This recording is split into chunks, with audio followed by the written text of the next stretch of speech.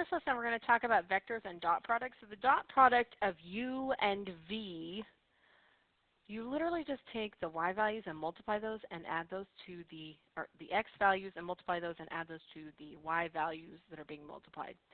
So these are some properties of your dot product. You can read through those. We're going to practice them in this lesson. So if I take the dot product, this is not a multiplication symbol, okay? If I take the dot product of 4, 5, and 2, 3, I'm going to multiply the y values, all right, which would give me 4 times 2.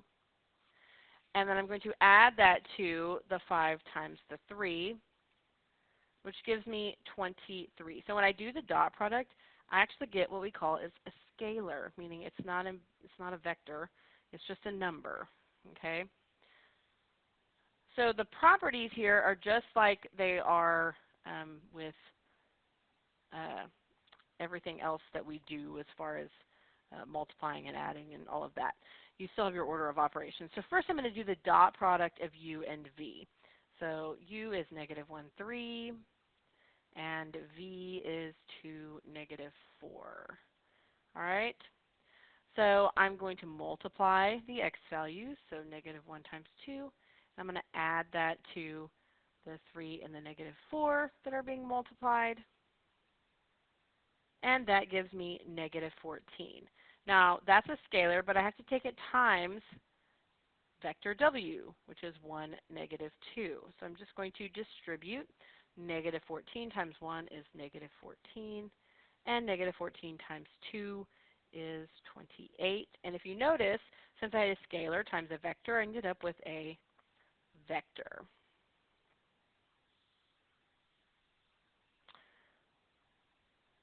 All right, and now I'm going to do u and the dot product of 2v. So first I need to multiply 2 times v. So I'm going to start with that. So I've got 2 times, and then v is 2, negative 4. So that's going to give me 4, negative 8.